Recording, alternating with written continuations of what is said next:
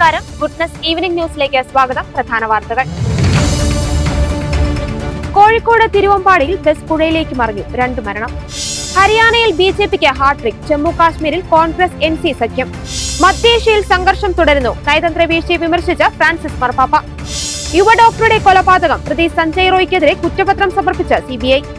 മലപ്പുറം പരാമർശം, ഉദ്യോഗസ്ഥരെ വിളിച്ചു വരുത്താൻ ഗവർണർക്ക് അധികാരമില്ല, വിമർശിച്ച മുഖ്യമന്ത്രി.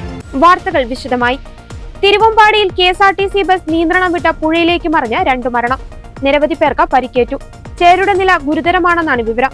ഇന്ന് ഉച്ചയ്ക്ക് 2 മണിയോടെ തിരുവമ്പാടി പുല്ലൂരാമ്പാറയ്ക്ക് സമീപം കാളിയമ്പുഴയിലേക്കാണ് ബസ് മറിഞ്ഞത്. നിയന്ത്രണം വിട്ട ബസ് പുഴയിലേക്ക് തലകീഴായി മറിയുകയായിരുന്നു. ബസിന്റെ മുൻഭാഗത്തിരുന്ന 3 പേർക്ക് അപകടത്തിൽ ഗുരുതരമായി പരിക്കേറ്റതായാണ് വിവരം. കോഴിക്കോട് തിരുവമ്പാടി പുല്ലൂരാമ്പാറയ്ക്ക് സമീപം കാളിയമ്പുഴയിലേക്ക് KSRTC ബസ് മറിയുകയായിരുന്നു. ബസ്സിലുണ്ടായിരുന്ന KSRTC കണ്ടക്ടർക്കും ഡ്രൈവർക്കും മറ്റു യാത്രക്കാർക്കുമാണ് പരിക്കേറ്റത്.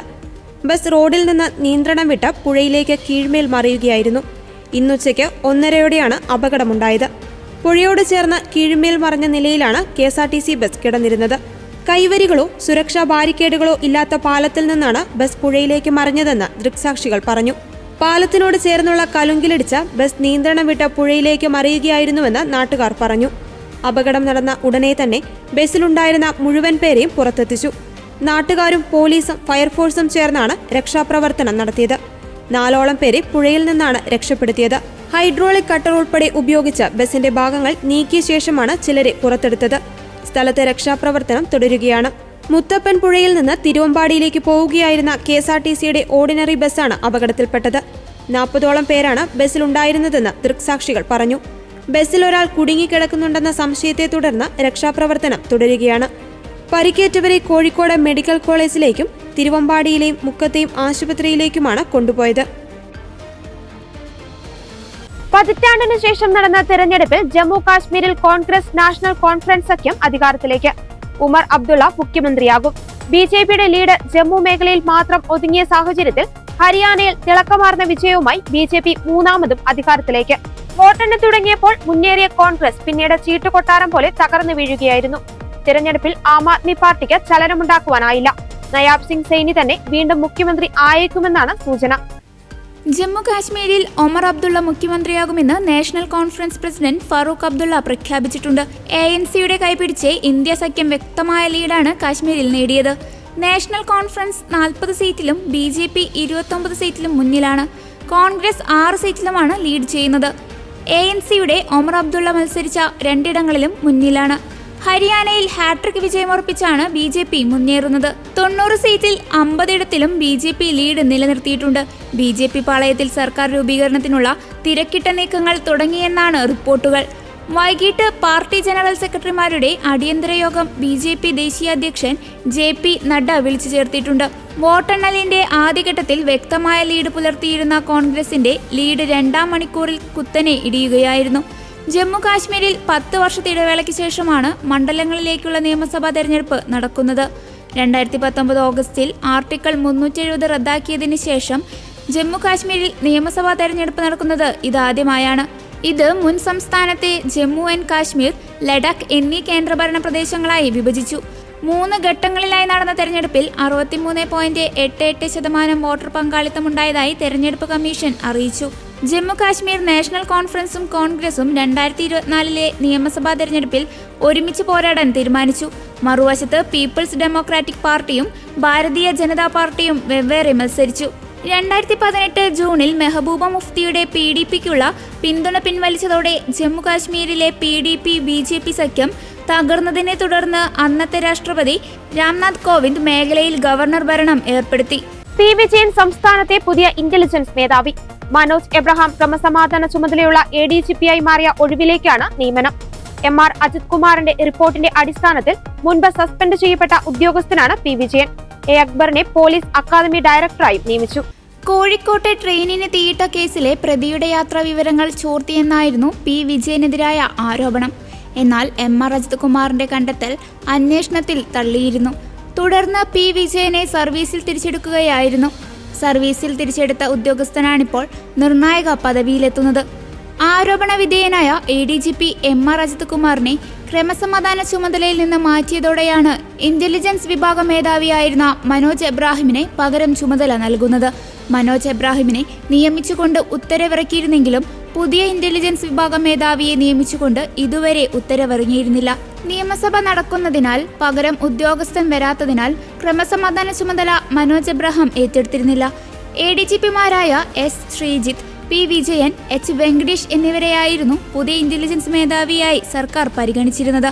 തുടർന്നാണിപ്പോൾ P. വിജയനെ നിയമിച്ചുകൊണ്ട് ഉത്തരവിറക്കിയത്.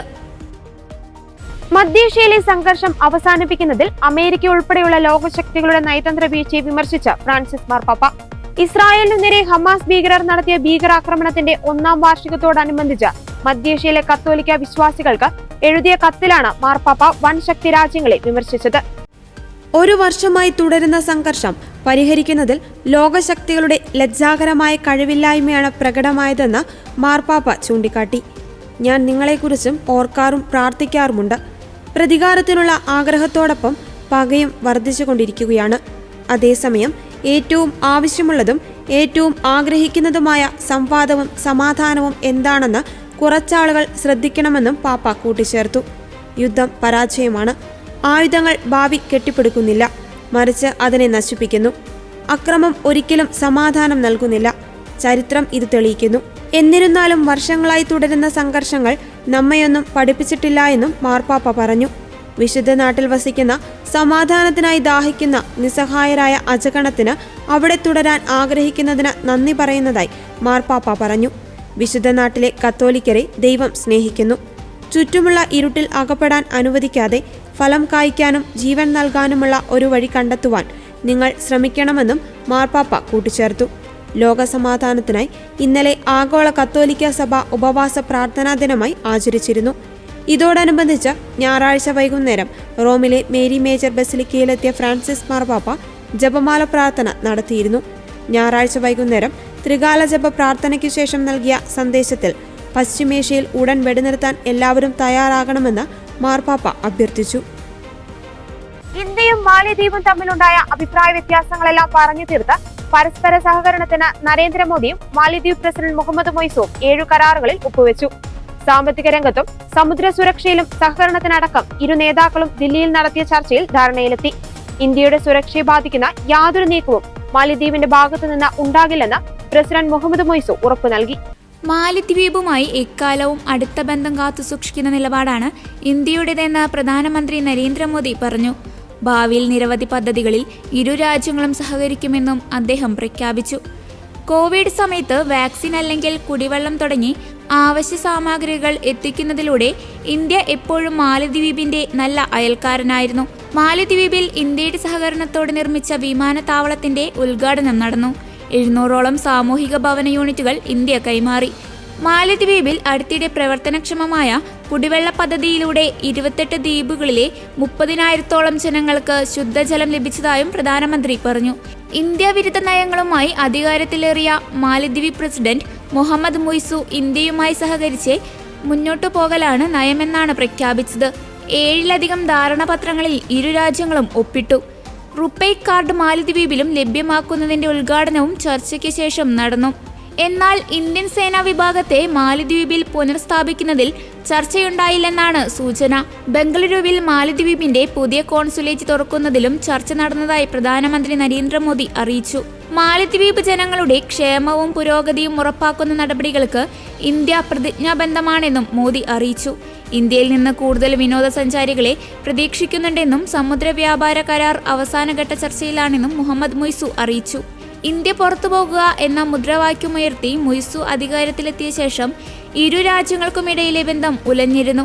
ഇന്ത്യൻ വിനോദസഞ്ചാരികൾ മാലിദ്വീപ് ബഹിഷ്കരിക്കുക എന്ന പ്രചാരണം സാമൂഹ്യ മാധ്യമങ്ങളിൽ ഉയർന്നിരുന്നു. ഈ സാഹചര്യത്തിലാണ് 2 രാജ്യങ്ങളും മുൻകൈയെടുത്ത് ബന്ധം മെച്ചപ്പെടുത്താനുള്ള ചർച്ചയ്ക്ക് ധാരണയിലെത്തിയത്. സമുദായ ഐക്യം നിലനിൽപ്പിന് അനിവാര്യമാണെന്നും ഇക്കാര്യത്തിൽ കത്തോലിക്ക കോൺഗ്രസിന്റെ പ്രവർത്തനം മാതൃകാപരമാണെന്നും മാർ ജോസഫ് കലറങ്ങാട്ട്. കത്തോലിക്ക കോൺഗ്രസ് പാലാ രൂപതാ സമിതിയുടെ ആഭിമുഖ്യത്തിൽ യൂണിറ്റ് കൊറോണ രൂപതാ ഭാരവാഹികൾക്കായി പാലാ അൽഫോൻസിയൻ പാസ്റ്ററൽ ഇൻസ്റ്റിറ്റ്യൂട്ടിൽ വെച്ച് നടത്തിയ ഏകദിന പഠന ശിബിരം ഉദ്ഘാടനം ചെയ്ത് സംസാരിക്കുകയായിരുന്നു അദ്ദേഹം. 1-2 കാര്യങ്ങൾ എനിക്ക് സൂചിപ്പിക്കാനുള്ളത്, ഒന്ന്, ഈ പ്രസ്ഥാനം അതന്മായ മുന്നേറ്റ പ്രസ്ഥാനം ആണ്. അതോടൊപ്പം നിങ്ങൾ നല്ലൊരു ആത്മീയതയോടെ ഇതിൻ്റെ കൂട്ടത്തിൽ കൊണ്ടു നടക്കുന്നുണ്ട്. കത്തോലിക്ക കോൺഗ്രസിൻ്റെ മെമ്പർഷിപ്പ് ഉള്ളവരെ കുറിച്ച് വളരെ ചുരുക്കമായിട്ട് അപവാദങ്ങൾ കേട്ടിട്ടുള്ളൂ. നിങ്ങൾ ഇടവകയിലായിരിക്കുമ്പോൾ, അല്ലെങ്കിൽ വിയാരിച്ചനോട് ചേർന്ന് നിൽക്കുമ്പോൾ, സൺഡേ സ്കൂളിൽ ഇടവകയുടെ പൊതുക്കാര്യങ്ങളിലൊക്കെ നിങ്ങൾ വളരെ മുൻപിൽ നിന്ന് പ്രവർത്തിക്കുന്നവരാണ്. നിങ്ങൾക്കൊരു ആത്മീയ പൈതൃകം കൊണ്ടു നടക്കാനായിട്ട് സാധിക്കുന്നുണ്ട്. അത് സമുദായത്തിൻ്റെ സമ്പത്താണ്, സഭയുടെ വിശ്വാസത്തിൻ്റെ കാതലാണ്, ഒപ്പം അയൽവക്ക മതങ്ങളോടുള്ള ബന്ധത്തിൻ്റെ ഒരു കരുതലും കൂടിയാണ്. അതെല്ലാവരും നമ്മൾ എല്ലാ ഇടവകളിലും തന്നെ ഹൈന്ദവ സഹോദരങ്ങൾ നമുക്ക് കൂടുതലായിട്ടുണ്ട്. പാലായിൽ 8 ലക്ഷം ആളുകളുണ്ടെങ്കിൽ നമ്മുടെ ഒരു 3.5 ലക്ഷമാണെങ്കിൽ ഇതര മതസ്ഥരാണ് ബാക്കിയുള്ളവർ. അവരോടൊക്കെ നമുക്ക് നല്ല സ്നേഹബന്ധത്തിൽ പോകാനായിട്ട് സാധിക്കുന്നുണ്ട്. നമുക്ക് ആരോടും ശത്രുതയില്ല എന്നതിൻ്റെ ഏറ്റവും വലിയ തെളിവാണ് കഴിഞ്ഞ വർഷം അരുവിത്രയിൽ വെച്ച് നമ്മൾ നടത്തിയ മഹാസമ്മേളനം. അവിടെ നമുക്ക് ഒരുപാട് ആശങ്കകൾ ഉണ്ടായിരുന്നു. അപ്പോൾ ഞാൻ ജോർജച്ചനെയും ആശ്വസിപ്പിക്കാറുണ്ട്, ഒന്നും പഠിക്കണ്ട, അതൊക്കെ തമ്പുരാന്റെ കയ്യിലാണ്. അവിടെ മഴ പെയ്താലും മറ്റാശങ്കകൾ ഉണ്ടായിരുന്നെങ്കിലും അതിഗംഭീരമായിട്ട് നമുക്ക് ആ സമ്മേളനം നടത്താൻ പറ്റി. അത് ലോകം മുഴുവൻ കണ്ട ഒരു കാര്യമാണ്. അവിടെ നമ്മുടെ സഭയുടെ ശക്തി എന്താണെന്നും സമുദായത്തിൻ്റെ ഉത്തരവാദിത്വം എന്താണെന്നും ഭാരത സംസ്കാരത്തോട് ചേർന്ന് നമ്മളെപ്പോലെയുള്ള ക്രൈസ്തവരെ എങ്ങനെ പെരുമാറണം എന്നതിനെക്കുറിച്ചുമൊക്കെയുള്ള ചിന്തകളാണ് അവിടെ പങ്കുവച്ചത്. അങ്ങനെ നമുക്ക് പൊതുസമൂഹത്തോട് നല്ലതുപോലെ ഇടപെടാനായിട്ട് സാധിച്ചിട്ടുണ്ട്. ആ രീതിയിൽ ഈ പാലാ കത്തോലിക്ക കോൺഗ്രസിനെ ബഹുമാനപ്പെട്ട ജോർജ് വർഗീസ് അച്ഛനും കലാകാലങ്ങളിൽ മാറി വരുന്ന രൂപത തല അധ്യക്ഷന്മാരും അത് വളരെ ശ്രദ്ധിച്ചിട്ടുണ്ട്. അത് ഇപ്പോൾ നല്ലൊരു കോമ്പിനേഷനാണ് രൂപതയ്ക്കും ഒപ്പം ഗ്ലോബൽ സമിതിക്കും ഉള്ളത് എന്നിവിടെ പറഞ്ഞു വരുന്നു. രണ്ടാമതൊരു കാര്യം എനിക്ക് പറയാനുള്ളത്, നമ്മുടെ സമൂഹത്തിൽ ഒരുപാട് പ്രതിസന്ധികൾ ഉണ്ടാകുന്നുണ്ട്. അതിൽ നിന്നൊന്നും നമ്മൾ ഒളിച്ചോടിയിട്ട് കാര്യമില്ല. ഓടുന്നത് വഴി നമുക്കൊരു പരിഹാരവും കൊടുക്കാനില്ല. നമ്മൾ നിൽക്കുമ്പോഴാണ് നമുക്ക് പരിഹാരം കൊടുക്കാൻ സാധിക്കുന്നത്. അല്ലെങ്കിൽ ഇരുന്ന് നമ്മൾ ചിന്തിക്കുമ്പോഴാണ് നമുക്ക് പരിഹാരങ്ങൾ നിർദ്ദേശിക്കാൻ പറ്റുന്നത്. ഓടിയകലുമ്പോൾ ആരാണെങ്കിലും ഏത് ഉത്തരവാദിത്തത്തിൽ നിന്നും നമ്മൾ ഓടിയകലുമ്പോൾ അത് ഒരു വലിയ നെഗറ്റീവ് എനർജിയാണ് കൊടുക്കുന്നത്. നമുക്ക് ഇന്ന് കേരളത്തിൻ്റെ പ്രത്യേകമായ പശ്ചാത്തലത്തിൽ ഒട്ടനവധി പൊതുവിഷയങ്ങളുണ്ട്. ഒന്ന്, മുല്ലപ്പെരിയാർ വിഷയം തന്നെ വളരെ സങ്കീർണതയുള്ള ഒരു കാര്യമാണ്. സിനഡ് അത് ചർച്ച ചെയ്തിരുന്നു. അതിൻ്റെ ഒരു പഠന റിപ്പോർട്ട് സമർപ്പിക്കാനായിട്ട് 5 പിതാക്കന്മാരെ തിരഞ്ഞെടുത്ത് എന്നെയായിരുന്നു അത് ചുമതലപ്പെടുത്തിയിരുന്നത്. അതനുസരിച്ച് ഉദ്യോഗസ്ഥന്മാരും മന്ത്രിമാരും MLA-മാരും MP-മാരും ex-MLA-മാരുമായിട്ടുമെല്ലാം ഡിജിറ്റൽ ഫോറത്തിൽ 6 തവണ ഈ ഒരു മാസത്തിനുള്ളിൽ സമ്മേളനം നടത്തി. നിങ്ങൾക്കറിയാം, വ്യത്യസ്ത അഭിപ്രായങ്ങളുണ്ട്. ഉദ്യോഗസ്ഥവർഗപരമായിട്ടുള്ള ആളുകൾ IAS ഓഫീസേഴ്സിനെയാണ് പലരെയും വിളിച്ചത്. അവരുടെ പൊതു അഭിപ്രായം നമുക്കതിൻ്റെ ഹൈറ്റ്സ് കുറച്ച് സൈഡിലൂടെ തുരങ്കം നിർമ്മിച്ച് ടണൽ നിർമ്മിച്ച് തമിഴ്നാടിന് വെള്ളം കൊടുത്താൽ അവർക്കും പ്രശ്നമില്ല, നമുക്ക് അപകടം ഉണ്ടാവുകയില്ല. അതൊരു സൊല്യൂഷനാണ്. ഏകദിന പഠന ശിബിരം ഉദ്ഘാടനം ചെയ്യുന്നതിനോടൊപ്പം വനിതാ കൗൺസിലിന്റെയും യൂത്ത് കൗൺസിലിന്റെയും രൂപതാതല ഉദ്ഘാടനം നിർവഹിച്ച മാർ ജോസഫ് കല്ലറങ്ങാട്ട് പിതാവ്, Kasturi Rangan committee report, ESA വില്ലേജുകൾ, Mullaperiyar dam, JB Koshy commission report തുടങ്ങിയ വിഷയങ്ങളിലെ കത്തോലിക്ക കോൺഗ്രസിന്റെ ഇടപെടലുകളെ മാർ ജോസഫ് കല്ലറങ്ങാട്ട് പ്രശംസിച്ചു. ഐക്യത്തോടെ പ്രവർത്തിച്ചില്ലെങ്കിൽ സമുദായത്തിന് നിലനിൽപ്പില്ലെന്ന് മുഖ്യപ്രഭാഷണം നടത്തിയ കത്തോലിക്ക Congress global president Rajeev Kochuparambil പ്രസ്താവിച്ചു. ഡോക്ടർ TC തങ്കച്ചൻ സമുദായം നേരിടുന്ന വെല്ലുവിളികളെപ്പറ്റി ക്ലാസ് നയിച്ചു.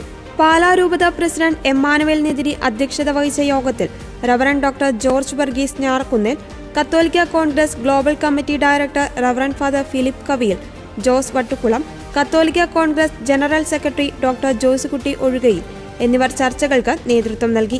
അഡ്വക്കേറ്റ് ടോണി പുഞ്ചക്കുന്നേൽ, ആൻസമ്മ സാബു, ജോയി കണിപ്പറമ്പിൽ, അഡ്വക്കേറ്റ് ജോൺസൺ വീട്ടിയാങ്കൽ, പയസ് കവളമ്മാക്കൽ, ജോൺസൺ ചെറുവള്ളി തുടങ്ങിയവർ സംസാരിച്ചു. ഇവിടെ 3 കാര്യങ്ങളാണ് അഭിമന്യ കല്ലറങ്ങാട്ട് പിതാവ് ഉദ്ഘാടനം ചെയ്തത്. 1 ഈ പഠന ശിബിരം, 2 കത്തോലിക്ക കോൺഗ്രസ് വിമൻസ് കൗൺസിൽ ഉദ്ഘാടനം, അതുപോലെ 3ാമത്തെ കാര്യം കത്തോലിക്ക കോൺഗ്രസ് യൂത്ത് കൗൺസിൽ ഉദ്ഘാടനം. ഈ 3 കാര്യങ്ങളെക്കുറിച്ച് നമ്മൾ ചിന്തിക്കുമ്പോൾ ഈ സമീപകാലത്ത് കത്തോലിക്ക കോൺഗ്രസ് എന്ന സമുദായ സംഘടനയ്ക്ക് വന്ന നവജീവനെക്കുറിച്ച് നമ്മൾ കാണാതെ പോകാൻ പറ്റിയല്ല. കേരളത്തിൽ ഉടനീളം ഉള്ള എല്ലാ രൂപതകളിലും കേരളത്തിൽ പുറത്തും ഇന്ത്യക്ക് പുറത്തുമുള്ള കത്തോലിക്ക കോൺഗ്രസിൻ്റെ അംഗങ്ങളെയും കൂട്ടായി ചേർത്ത് നിർത്തി ഒരു കേഡർ സ്വഭാവത്തിലേക്ക് ഈ സമുദായ സംഘടനയെ വളർത്തിയെടുക്കുവാൻ അഭിമന്യ സിനഡ് പിതാക്കന്മാരുടെ നിർദ്ദേശപ്രകാരം കത്തോലിക്ക കോൺഗ്രസിൻ്റെ നേതൃത്വം പരിശ്രമിക്കുന്നതിൻ്റെ ഭാഗമാണിത്. ഇവിടെയുള്ള ഓരോ രൂപതയിലും മാറി മാറി ഈ മീറ്റിങ്ങുകൾ നടത്തുന്നുണ്ട്. ഈ മീറ്റിങ്ങുകളുടെ പ്രത്യേകത എന്ന് പറഞ്ഞാൽ എന്താണെന്ന് ചോദിച്ചാൽ, ഇത് കത്തോലിക്ക കോൺഗ്രസിൻ്റെ നേതൃത്വത്തിൽ കത്തോലിക്ക നേതാക്കളെ വാർത്തെടുക്കാൻ വേണ്ടിയാണ്. സമുദായ നേതാക്കൾ, അൽമായ നേതാക്കൾ സമുദായത്തിൻ്റെയും സമൂഹത്തിൻ്റെയും വിഷയങ്ങളിൽ ഇടപെടുകയും കാര്യമാത്ര പ്രസക്തമായ രീതിയിൽ അവ പൊതുസമൂഹത്തിൽ അവതരിപ്പിക്കുകയും അതിന് പ്രശ്നപരിഹാരം കണ്ടെത്തുകയും ചെയ്യാനുള്ള ആദ്യപടിയാണ്. നമ്മളുടെ ഈ ഏകദിന പഠന ശിബിരത്തോടൊപ്പം കൂടുതൽ ആർജവത്തോടെ വനിതാ കൗൺസിലിൻ്റെ, വിമൻ കൗൺസിലിൻ്റെ പ്രവർത്തനങ്ങൾ ഏകീകരിക്കുന്നതിൻ്റെ ഭാഗമായിട്ടാണ് പ്രധാനമായും ഒരു സെഷൻ നടന്നത്. നമ്മളെ സംബന്ധിച്ചിടത്തോളം സഭയുടെയും സമൂഹത്തിൻ്റെയും സമുദായത്തിൻ്റെയും മുഖ്യധാരയിലേക്ക് സ്ത്രീകളെ കൊണ്ടുവരേണ്ടതിൻ്റെ ആവശ്യകത പരിപൂർണമായും ബോധ്യപ്പെട്ടതിൻ്റെ പേരിലാണ് ഇങ്ങനെ വിമൻ കൗൺസിലിൻ്റെ പ്രവർത്തനങ്ങൾ കൂടുതൽ ശക്തിപ്പെടുത്തുവാനുള്ള ഒരു തീരുമാനമെടുത്തത് തന്നെ. കത്തോലിക്ക കോൺഗ്രസിൻ്റെ പുതിയ ഒരു തലമുറയെ വാർത്തെടുക്കുന്നതിൻ്റെ ഭാഗമായിട്ട് പ്രത്യേകിച്ച് KCYM, SMYM തുടങ്ങി അത് കഴിഞ്ഞ് 30 വയസ്സ് കഴിഞ്ഞ യുവജനങ്ങളെ നമ്മൾ സഭയുടെ നേതൃത്വത്തിലേക്ക് എത്തിക്കുന്നതിൻ്റെ ഭാഗമായിട്ടാണ് യൂത്ത് കൗൺസിൽ ആരംഭിച്ചിരിക്കുന്നത്. അതിൻ്റെ ഒരു പ്രധാനപ്പെട്ട ഘട്ടമാണ് ഇന്ന് നടന്ന ഉദ്ഘാടന കർമ്മം. കത്തോലിക്ക കോൺഗ്രസിൻ്റെ പല രൂപതയിലെ ഇടവകകളിൽ നിന്ന് തിരഞ്ഞെടുക്കപ്പെട്ട 2 പ്രതിനിധികളാണ് ഇന്ന് ഇവിടെ എത്തിയത്. അതിൻ്റെ പ്രധാന പ്രതിനിധിയെയും അതോടൊപ്പം തന്നെ അതിൻ്റെ മുഖ്യ കോർഡിനേറ്ററായിട്ടുള്ള ആളെയും തിരഞ്ഞെടുത്ത് അതിൻ്റെ ഉദ്ഘാടന കർമ്മമാണ് അഭിമന്യ പിതാവ് ഇന്ന് നിർവഹിച്ചത്. ഇന്നത്തെ നമ്മളുടെ രൂപതയിലെ 140ഓളം പള്ളികളിൽ നിന്നുള്ള ഭാരവാഹികളാണ് ഇന്നത്തെ ഈ യോഗത്തിൽ, ഈ പഠന ശിബിരത്തിൽ പങ്കെടുത്തത്. നമ്മൾ വിവിധ വിഷയങ്ങളെക്കുറിച്ച്, ആനുകാലിക വിഷയങ്ങളെക്കുറിച്ച് ഇവിടെ ചർച്ച ചെയ്യുകയും നമ്മൾ അത് ഗ്രൂപ്പ് തിരിച്ച് 500ഓളം പേരാണ് ഇവിടെ പങ്കെടുത്തത്. നമ്മുടെ സമൂഹം, സമുദായം, സഭ അഭിമുഖീകരിക്കുന്ന പ്രധാന പ്രശ്നങ്ങൾ, നമ്മളുടെ എണ്ണം കുറവ്, നമ്മളുടെ ആളുകളുടെ മൈഗ്രേഷൻ, നമ്മളുടെ കൂട്ടായ്മയുടെ കുറവ്, ഇതൊക്കെ പരിഹരിക്കുന്നതിന് വേണ്ടിയുള്ള കാര്യങ്ങളാണ് നമ്മൾ ചർച്ച ചെയ്തത്. അതിന് നമ്മുടെ രൂപതയിലെ യൂണിറ്റുകളുടെ പ്രസിഡന്റുമാർ, സെക്രട്ടറിമാർ, ഫൊറോന ഭാരവാഹികൾ, രൂപതാ ഭാരവാഹികൾ ഇവരുടെ അകമഴിഞ്ഞ സഹായമുണ്ടായിരുന്നു. ചർച്ച വളരെ ഗംഭീരമായിരുന്നു. തൊഴിലിടങ്ങളിൽ സ്ത്രീകൾക്ക് നേരെയുള്ള ലൈംഗിക അതിക്രമങ്ങൾ തടയുന്നതിനുള്ള പോഷ് ആക്ട് ഫലപ്രദമായി നടപ്പിലാക്കുന്നതിനുള്ള വനിതാ ശിശു വികസന വകുപ്പിന്റെ പോഷ് കംപ്ലയിന്റ്സ് പോർട്ടലിലൂടെ 10,307 സ്ഥാപനങ്ങൾ രജിസ്റ്റർ ചെയ്തതായി ആരോഗ്യമന്ത്രി വീണ ജോർജ്. മേഖലാടിസ്ഥാനത്തിൽ ആക്ട് സംബന്ധിച്ച ബോധവൽക്കരണം നൽകുവാനും എല്ലാ സ്ഥാപനങ്ങളിലും നിയമാനുസൃത കമ്മിറ്റികൾ രൂപീകരിക്കുവാനും തീവ്രയജ്ഞ പരിപാടി സംഘടിപ്പിക്കുമെന്നും മന്ത്രി വ്യക്തമാക്കി. തൊഴിലിടങ്ങളിൽ സ്ത്രീകൾക്ക് നേരെയുണ്ടാകുന്ന ലൈംഗികാതിക്രമം തടയുന്നതിനും എല്ലാ സ്ത്രീകൾക്കും സുരക്ഷിതത്വ ബോധത്തോടെ ജോലി ചെയ്യുന്നതിനുള്ള അന്തരീക്ഷം സൃഷ്ടിക്കുന്നതിനുമായാണ് പോഷ് കംപ്ലയിന്റ്സ് പോർട്ടൽ സജ്ജമാക്കിയതെന്നും വീണ ജോർജ് പറഞ്ഞു. 10 ജീവനക്കാരിലധികം ജോലി ചെയ്യുന്ന എല്ലാ സ്ഥാപനങ്ങളിലും നിയമം അനുസരിച്ചുള്ള ഇന്റേണൽ കമ്മിറ്റി നിലവിലുണ്ടായിരിക്കേണ്ടതാണ്. 10 അതിലധികമോ ജീവനക്കാരുള്ള തൊഴിലിടങ്ങളിലെ സ്ഥാപന മേധാവികൾ എന്നിവർ അവരുടെ ഇന്റേണൽ കമ്മിറ്റി വിവരങ്ങൾ, ഇന്റേണൽ കമ്മിറ്റിയിൽ ലഭിച്ച പരാതികളുടെ എണ്ണം, റിപ്പോർട്ട് സംബന്ധിച്ച വിവരങ്ങൾ നൽകണം. 10-ൽ താഴെ ജീവനക്കാരുള്ള പൊതു സ്വകാര്യ സ്ഥാപനങ്ങളിലെ സ്ത്രീ ജീവനക്കാർ, അസംഘടിത മേഖലയിൽ ജോലി ചെയ്യുന്ന സ്ത്രീകൾ എന്നിവർ കളക്ടറേറ്റിലെ ലോക്കൽ കമ്മിറ്റിയിൽ സമർപ്പിക്കുന്ന പരാതികളുടെ എണ്ണം, ലോക്കൽ കമ്മിറ്റി വിവരങ്ങൾ, റിപ്പോർട്ട് സംബന്ധിച്ച വിവരങ്ങൾ എന്നിവ അതാത് ജില്ലാ കളക്ടർ നിയോഗിക്കപ്പെട്ട ഉദ്യോഗസ്ഥൻ അല്ലെങ്കിൽ ഉദ്യോഗസ്ഥ പോർട്ടലിൽ അപ്ഡേറ്റ് ചെയ്യണം. തൊഴിലുടമകൾക്കെതിരായ പരാതിയാണെങ്കിൽ അത് ലോക്കൽ കമ്മിറ്റിയിൽ നൽകണമെന്ന് മന്ത്രി അറിയിച്ചു. സംസ്ഥാനത്ത് ആദ്യമായാണ് ഇത്തരമൊരു സംവിധാനം ആവിഷ്കരിച്ചത്. ഏതൊക്കെ സ്ഥാപനങ്ങളിൽ ഇന്റേണൽ കമ്മിറ്റികൾ രൂപീകരിച്ചിട്ടില്ലെന്ന് അറിയാൻ ഇതിലൂടെ സാധിക്കും. സംസ്ഥാനത്തെ എല്ലാ ഇന്റേണൽ കമ്മിറ്റികളുടെയും പ്രവർത്തനങ്ങൾ കൃത്യമായി നിരീക്ഷിക്കാനും ആവശ്യമായ ഇടപെടലുകൾ നടത്താനും വകുപ്പിന് സാധിക്കുമെന്നും സ്ത്രീകൾക്ക് ലഭ്യമാകേണ്ട നിയമസംരക്ഷണവും നീതിയും ഇതിലൂടെ ഉറപ്പാക്കാനും കഴിയുമെന്നും വീണ ജോർജ് കൂട്ടിച്ചേർത്തു. ഇന്ത്യയിൽ ഭരണഘടനയ്ക്ക് മുകളിലല്ല മതവിശ്വാസമെന്ന് കേരള ഹൈക്കോടതി. ഒരാളുടെ മതവിശ്വാസം മറ്റൊരാളുടെ മേൽ അടിച്ചേൽപ്പിക്കുവാൻ പാടില്ലെന്നും ജസ്റ്റിസ് PV കുഞ്ഞികൃഷ്ണൻ വ്യക്തമാക്കി.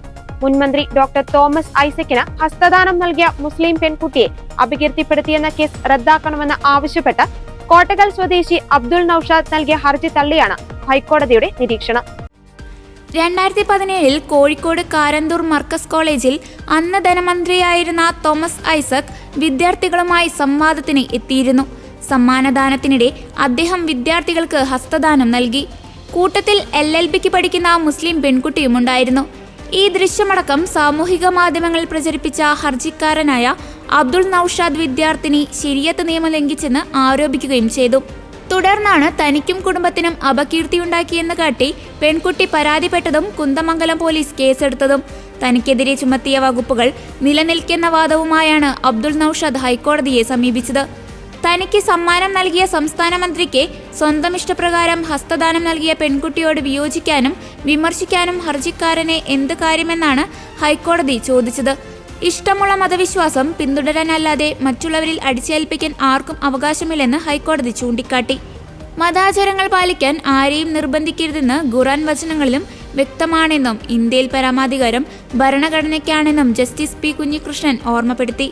ഹർജിക്കാരൻ ചെയ്ത കുറ്റങ്ങൾക്ക് തെളിവുണ്ടെങ്കിൽ വിഷയം ഗുരുതരമാണെന്നും കോടതി വിലയിരുത്തി. തനിക്കെതിരെ ചുമത്തിയ 2 വകുപ്പുകൾ നിലനിൽക്കില്ലെന്ന വാദം ഹർജിക്കാരനെ വിചാരണ കോടതിയിൽ ഉന്നയിക്കാം. നിരപരാധിയാണെങ്കിൽ അത് തെളിയിക്കാനുള്ള വാദമുഖങ്ങളും വിചാരണ കോടതിയിൽ അവതരിപ്പിക്കാമെന്നും കോടതി ചൂണ്ടിക്കാട്ടി. ആർജിക്കർ മെഡിക്കൽ കോളേജ് ആശുപത്രിയിലെ വനിതാ ഡോക്ടറെ പീഡിപ്പിച്ചു കൊലപ്പെടുത്തിയ കേസിൽ പ്രതി സഞ്ജയ് റോയിയെ മുഖ്യപ്രതിയാക്കി CBI കുറ്റപത്രം. ജോലിയിലെ ഇടവേളക്കിടയിൽ സെമിനാർ മുറിയിൽ ഉറങ്ങാൻ പോയ അതിജീവിതയെ ലോക്കൽ പോലീസിലെ സിവിക് വളണ്ടിയറായ സഞ്ജയ് ബലാത്സംഗം ചെയ്യുകയായിരുന്നുവെന്ന് കൊൽക്കത്തയിലെ പ്രത്യേക കോടതിയിൽ സമർപ്പിച്ച കുറ്റപത്രത്തിൽ വ്യക്തമാക്കുന്നു. കുറ്റപത്രത്തിൽ കൂട്ടബലാത്സംഗത്തെക്കുറിച്ച് പരാമർശിക്കാത്തതിനാൽ സഞ്ജയ് റോയ് ഒറ്റയ്ക്കാണ് അക്രമം നടത്തിയെന്നാണ് സൂചിപ്പിക്കുന്നത്. മറ്റൊരു ജൂനിയർ ഡോക്ടറായിരുന്നു അതിജീവിതയെ മരിച്ച നിലയിൽ കണ്ടെത്തിയത്. പോസ്റ്റ്മോർട്ടം റിപ്പോർട്ടിലൂടെ പീഡനത്തിനിരയായി കൊലപ്പെടുത്തിയതാണെന്ന് വ്യക്തമാകുകയായിരുന്നു. യുവ ഡോക്ടറുടെ ശരീരത്തിൽ ആന്തരികമായി 25 മുറിവുകളും ശരീരത്തിന് പുറത്ത് പരിക്കുകളുമുണ്ടെന്ന് പോസ്റ്റ്മോർട്ടത്തിൽ വ്യക്തമായിരുന്നു. തുടർന്നുള്ള അന്വേഷണത്തിലാണ് അതേ ദിവസം പുലർച്ചെ 4:03 സഞ്ജയ് സെമിനാർ മുറിയിലേക്ക് പ്രവേശിക്കുന്നത് CCTVയിലൂടെ കണ്ടെത്തിയത്. അരമണിക്കൂറിന് ശേഷം ഇയാൾ മുറിയിൽ നിന്ന് പുറത്തേക്കിറങ്ങി. കുറ്റം നടന്ന സ്ഥലത്തു നിന്നും സഞ്ജയ് റോയിയുടെ ബ്ലൂടൂത്ത് ഹെഡ്സെറ്റും കൊൽക്കത്ത പോലീസ് കണ്ടെടുത്തിരുന്നു. പിന്നാലെ CBI കേസ് ഏറ്റെടുക്കുകയും ഇയാളെ നുണപരിശോധനയ്ക്ക് വിധേയമാക്കുകയുമായിരുന്നു. താൻ സെമിനാർ മുറിയിലേക്ക് കയറിയപ്പോൾ തന്നെ അതിജീവിത ബോധരഹിതയായിരുന്നുവെന്നായിരുന്നു സഞ്ജയ് പറഞ്ഞത്. എന്നാൽ വിവരം എന്തുകൊണ്ട് പോലീസിനെ അറിയിച്ചില്ലെന്ന ചോദ്യത്തിന് താൻ പരിഭ്രാന്തിയായതിനാലാണ് അറിയിക്കാൻ സാധിക്കാതിരുന്നതെന്നായിരുന്നു മറുപടി. തന്നെ കേസിൽ കൊടുക്കുകയാണെന്നും സഞ്ജയ് റോയ് ആരോപിച്ചു. പിന്നാലെ നടന്ന അന്വേഷണത്തിൽ സഞ്ജയ് റോയ് തങ്ങളോട് നുണ പറയുകയാണെന്ന് CBIക്ക് വ്യക്തമായി. അതിജീവിതയുടെ മാതാപിതാക്കളെ തെറ്റിദ്ധരിപ്പിച്ചതിനും തെളിവുകൾ നശിപ്പിക്കാൻ ശ്രമിച്ചതിനും ആർജിക്കർ മെഡിക്കൽ കോളേജിലെ മുൻ പ്രിൻസിപ്പാൾ ഡോക്ടർ സന്ദീപ് ഘോഷിനെയും CBI അറസ്റ്റ് ചെയ്തിട്ടുണ്ട്. കൊലപാതകം ആത്മഹത്യ എന്ന രീതിയിലായിരുന്നു അതിജീവിതയുടെ മാതാപിതാക്കളെ സന്ദീപ് ഘോഷ് അറിയിച്ചത്. മാതാപിതാക്കളെ മൃതശരീരം കാണിക്കുന്നതും സന്ദീപ് ഘോഷ് വൈകിപ്പിച്ചിരുന്നു. വിവാദമായ മലപ്പുറം പരാമർശത്തിൽ ചീഫ് സെക്രട്ടറിയും DGPയും ഗവർണർ ആരിഫ് മുഹമ്മദ് ഖാൻ രാജ്ഭവനിലേക്ക് വിളിപ്പിച്ചതിനെതിരെ മുഖ്യമന്ത്രി പിണറായി വിജയൻ. സർക്കാരിനെ അറിയിക്കാതെ ഉദ്യോഗസ്ഥരെ വിളിച്ചു വരുത്തുവാൻ ഗവർണർക്ക് അധികാരമില്ലെന്ന് വ്യക്തമാക്കി മുഖ്യമന്ത്രി ഗവർണർക്ക് കത്തയച്ചു. മലപ്പുറത്ത് സ്വർണ്ണക്കടത്തും ഹവാലപ്പണവും ദേശവിരുദ്ധ പ്രവർത്തനങ്ങൾക്ക് ഉപയോഗിക്കുന്നുവെന്ന ദ ഹിന്ദു പത്രത്തിൽ വന്ന മുഖ്യമന്ത്രിയുടെ പരാമർശത്തിൽ വിശദീകരണം തേടിയാണ് ഗവർണറുടെ ഇടപെടൽ. ദേശവിരുദ്ധ പ്രവർത്തനം എന്ന് മലപ്പുറത്തെക്കുറിച്ച് വിശേഷിപ്പിച്ചിട്ടില്ല എന്ന മുഖ്യമന്ത്രിയുടെ ഓഫീസ് വ്യക്തമാക്കിയതിന് പിന്നാലെ PR ഏജൻസിയുടെ ആവശ്യപ്രകാരമാണ് ഇത്തരത്തിലുള്ള പരാമർശം മുഖ്യമന്ത്രിയുടെ പേരിൽ നടത്തിയതെന്നായിരുന്നു ദ ഹിന്ദുവിന്റെ വിശദീകരണം. എന്നാൽ മുമ്പ് വാർത്താ സമ്മേളനത്തിലും മുഖ്യമന്ത്രി അത്തരത്തിലുള്ള പരാമർശം നടത്തിയിട്ടുണ്ടെന്നാണ് ഗവർണർ വ്യക്തമാക്കുന്നത്. ദേശവിരുദ്ധർ ആരെന്ന് വ്യക്തമാക്കണമെന്നും ദേശവിരുദ്ധ പ്രവർത്തനം എന്തുകൊണ്ട് അറിയിച്ചില്ലെന്നും ചൂണ്ടിക്കാട്ടി നേരത്തെ ഗവർണർ മുഖ്യമന്ത്രിയോട് വിശദീകരണം തേടിയിരുന്നു. എപ്പോഴാണ് ഇതിനെപ്പറ്റി അറിഞ്ഞതെന്നും ആരാണ് ഇതിന് പിന്നിലെന്ന് അറിയിക്കണമെന്നും ഗവർണർ കത്തിൽ പറയുന്നു. ഇക്കാര്യത്തിൽ വിശദമായ റിപ്പോർട്ട് നൽകണമെന്നും ദേശവിരുദ്ധ പ്രവർത്തകർക്കെതിരെ എന്ത് നടപടി സ്വീകരിച്ചെന്ന് വ്യക്തമാക്കണമെന്നും ഗവർണർ ആവശ്യപ്പെട്ടിരുന്നു. എന്നാൽ ഇതിന് മറുപടി ലഭിക്കാത്ത സാഹചര്യത്തിലാണ് DGPയോടും ചീഫ് സെക്രട്ടറിയോടും ഗവർണർ നേരിട്ട് ഹാജരാകാൻ ആവശ്യപ്പെട്ടത്. ചൊവ്വാഴ്ച വൈകിട്ട് 4 മണിക്കാണ് ചീഫ് സെക്രട്ടറിയോടും DGPയോടും വന്ന് കാണുവാൻ ഗവർണർ നിർദ്ദേശിച്ചിരിക്കുന്നത്. മുഖ്യമന്ത്രി കത്തയച്ച സാഹചര്യത്തിൽ ഉദ്യോഗസ്ഥർ രാജ്ഭവനിലേക്ക് പോകില്ലെന്ന് ഉറപ്പായി. ഗവർണറും സർക്കാരും തമ്മിലുള്ള അടുത്ത ഏറ്റുമുട്ടലിന് വഴിവെക്കുന്നതാണ് മുഖ്യമന്ത്രിയുടെ നീക്കം. തെക്കൻ കേരളത്തിന് മുകളിൽ രൂപപ്പെട്ട ചക്രവാത ചുഴി ന്യൂനമർദ്ദമായി മാറുന്ന സാഹചര്യത്തിൽ സംസ്ഥാനത്ത് മഴ ശക്തമാകും. ഈ മാസം 11-ാം തീയതി വരെ സംസ്ഥാനത്തെ വിവിധ ജില്ലകളിൽ അതിശക്തമായ മഴയ്ക്കുള്ള സാധ്യതയാണ് കേന്ദ്ര കാലാവസ്ഥാ വകുപ്പ് പ്രവചിച്ചിരിക്കുന്നത്. ഇതുപ്രകാരം വിവിധ ജില്ലകളിൽ ഈ ദിവസങ്ങളിൽ ഓറഞ്ച് അലർട്ട് പ്രഖ്യാപിച്ചിട്ടുണ്ട്. തെക്കൻ തമിഴ്നാട് തീരം, ഗൾഫ് ഓഫ് മാന്നാർ, കന്യാകുമാരി പ്രദേശം, മാലദ്വീപ് പ്രദേശം, ലക്ഷദ്വീപ് പ്രദേശം, തെക്കുകിഴക്കൻ അറബിക്കടലിന്റെ ഭാഗങ്ങൾ, കേരള തീരം എന്നിവിടങ്ങളിൽ മണിക്കൂറിൽ 35 മുതൽ 45 കിലോമീറ്റർ വരെയും ചില അവസരങ്ങളിൽ മണിക്കൂറിൽ 55 കിലോമീറ്റർ വരെയും വേഗതയിൽ ശക്തമായ കാറ്റിനും മോശം കാലാവസ്ഥയ്ക്കും സാധ്യതയുണ്ട്. കേരളത്തിൽ ഏറ്റവും കൂടുതൽ നാശനഷ്ടവും ജീവഹാനിയും ഉണ്ടാക്കുന്ന സംസ്ഥാന സവിശേഷ ദുരന്തമാണ് ശക്തമായ കാറ്റ്. ശക്തമായ കാറ്റിൽ മരങ്ങൾ കടപുഴകിയും ചില്ലകൾ ഒടിഞ്ഞു വീണും അപകടങ്ങൾ ഉണ്ടാകാനുള്ള സാധ്യതയുണ്ട്. കാറ്റും മഴയും ഉണ്ടാകുമ്പോൾ ഒരു കാരണവശാലും മരങ്ങളുടെ ചുവട്ടിൽ നിൽക്കാൻ പാടുള്ളതല്ല. മരച്ചുവട്ടിൽ വാഹനങ്ങളും പാർക്ക് ചെയ്യരുത്. വീട്ടുവളപ്പിലെ മരങ്ങളുടെ അപകടകരമായ രീതിയിലുള്ള ചില്ലകൾ വെട്ടിയൊതുക്കണം. അപകടാവസ്ഥയിലുള്ള മരങ്ങൾ പൊതുവിടങ്ങളിൽ ശ്രദ്ധയിൽപ്പെട്ടാൽ ബന്ധപ്പെട്ട തദ്ദേശ സ്ഥാപനങ്ങളെ അറിയിക്കുക. ഉറപ്പില്ലാത്ത പരസ്യ ബോർഡുകൾ, ഇലക്ട്രിക് പോസ്റ്റുകൾ, കൊടിമരങ്ങൾ തുടങ്ങിയവയും കാറ്റിൽ വീഴാൻ സാധ്യതയുള്ളതിനാൽ കാറ്റും മഴയും ഇല്ലാത്ത സമയത്ത് അവ ശരിയായ രീതിയിൽ ബലപ്പെടുത്തുകയോ അഴിച്ചുവെക്കാനും കാറ്റും മഴയുമുള്ളപ്പോൾ ഇതിന്റെ ചുവട്ടിലും സമീപത്തും നിൽക്കുകയോ വാഹനങ്ങൾ പാർക്ക് ചെയ്യരുതെന്നും അധികൃതർ മുന്നറിയിപ്പ് നൽകിയിട്ടുണ്ട്. ഇതോടെ ഗുഡ്നസ് ഈവനിംഗ് ന്യൂസ് ഇവിടെ പൂർണ്ണമാകുന്നു. കൂടുതൽ വാർത്താ അപ്ഡേറ്റുകൾക്കായി ഗുഡ്നസ് ന്യൂസ് ചാനൽ സന്ദർശിക്കുക. നന്ദി.